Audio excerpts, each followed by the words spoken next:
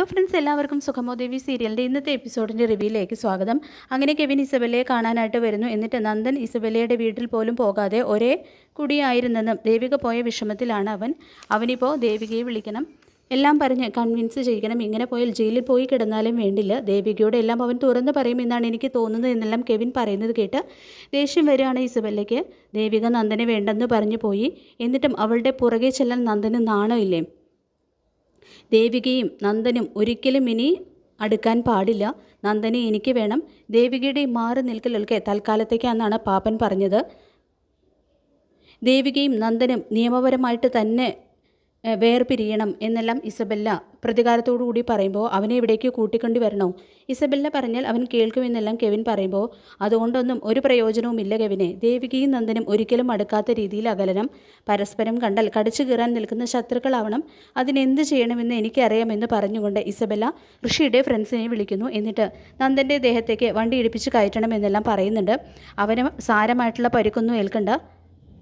തുടർന്ന് മാധവൻ്റെ ഫോട്ടോയും അയച്ചു കൊടുത്തിട്ട് ഇയാൾക്ക് നേരെയും നിങ്ങൾ ദേഹത്തേക്ക് വണ്ടി പാഞ്ഞു കയറ്റണം എന്നെല്ലാം പറയുന്നുണ്ട്.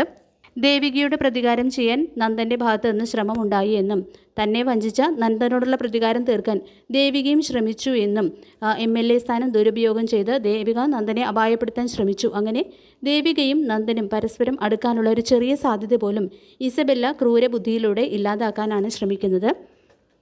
അങ്ങനെ ഋഷിയുടെ കൂട്ടുകാർ മാധവേട്ടൻ്റെ നേരേക്ക് വണ്ടി കൊണ്ട് ഇടിപ്പിക്കുന്നുണ്ട്. മാധവേട്ടൻ പരിക്ക് പറ്റി റോഡിൽ വീഴുകയും ചെയ്യുന്നു. ഗിരീഷ് മാഷാണെങ്കിൽ ഇത് കാണുന്നുണ്ട്. അങ്ങനെ മാധവേട്ടനെ ഹോസ്പിറ്റലിൽ കൊണ്ടുപോയി മുറിവൊക്കെ ഡ്രസ്സ് ചെയ്യിപ്പിച്ച് നേരെ വീട്ടിലേക്ക് കൊണ്ടുവരുന്നുണ്ട്.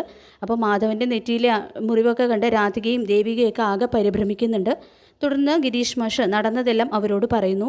എന്താച്ചാ ഉണ്ടായതെന്ന് ദേവിക ചോദിക്കുമ്പോൾ ഒരു വണ്ടി നിയന്ത്രണം തെറ്റി വന്നു എന്നും മനഃപൂർവ്വം അതെന്നെ ഇടിച്ചു തെറിപ്പിക്കാനുള്ള ശ്രമം ഉണ്ടായി എന്നാണ് എനിക്ക് തോന്നിയത് എന്നെല്ലാം മാധവേട്ടൻ പറയുന്നത് കേൾക്കുമ്പോൾ തന്നെ ഇതിന് പിന്നിൽ ആരോ കളിക്കുന്നുണ്ട് എന്നുള്ള സംഭവം കേൾക്കുമ്പോൾ തന്നെ ശാരികയ്ക്ക് മനസ്സിലാവുന്നുണ്ട്. പിന്നീട് അങ്ങനെ നന്ദന് നേരെയും ഇതുപോലെ ഒരു അറ്റംപ്റ്റ് ഉണ്ടാവുന്നു. തുടർന്ന് ഇസബെല്ലയാണെങ്കിൽ ഒന്നും അറിയാത്തതുപോലെ നന്ദന് നേരെ അടുത്തേക്ക് ചെല്ലുന്നു. എന്നിട്ട് നന്ദന് നേരെ ഇങ്ങനെ ഒരു അറ്റംപ്റ്റ് നടത്തിയത് ദേവിക തന്നെയായിരിക്കും. നന്ദനോട് പ്രതികാരം തീർക്കാനാണ് ദേവിക MLA സ്ഥാനം ഉപയോഗിച്ച് ഇതെല്ലാം ചെയ്തതെന്ന് പറഞ്ഞുകൊണ്ട് നന്ദൻ്റെ മനസ്സിൽ ദേവികയോടുള്ള വിരോധം ആളി കത്തിക്കാനാണ് ഇസബെല്ല ശ്രമിക്കുന്നത്. പക്ഷേ അതൊന്നും വിലപ്പോകുന്നില്ല. ദേവിക കൂടെയില്ലെങ്കിൽ മരിച്ചു കിടന്നാലും വേണ്ടില്ല എന്നാണ് ഞാൻ പ്രാർത്ഥിക്കുന്നതെന്ന് നന്ദൻ പറയുന്നത് കേട്ട് വീണ്ടും ദേഷ്യം വരുന്നുണ്ട് ഇസബെല്ലയ്ക്ക്. ഏതായാലും നന്ദനൊരു അപകടം സംഭവിച്ചു എന്നറിഞ്ഞു കഴിഞ്ഞാൽ വന്ന് കാണാതിരിക്കാൻ ദേവികയ്ക്കാവില്ല. അങ്ങനെ ദേവികയും നന്ദനെയും പരസ്പരം ശത്രുക്കളാക്കാൻ നോക്കി ഒടുവിൽ ഇസബെല്ലയ്ക്ക് തന്നെയായിരിക്കും നല്ല തിരിച്ചടി കിട്ടാനായിട്ട് പോകുന്നത്. അതിനുള്ള വഴി ഇസബെല്ല തന്നെയാണ് ഉണ്ടാക്കി വെക്കുന്നുണ്ട്. അപ്പോൾ നമുക്ക് കാത്തിരിക്കാം സുഖമോദേവി സീരിയലിൻ്റെ വരാൻ പോകുന്ന കിടലിൻ എപ്പിസോഡുകൾക്കായിട്ട് ഈ റിവ്യൂ ഇഷ്ടപ്പെട്ടെങ്കിൽ ലൈക്ക് ചെയ്യുക, ചാനൽ കൂടി ഒന്ന് സബ്സ്ക്രൈബ് ചെയ്യുക. താങ്ക്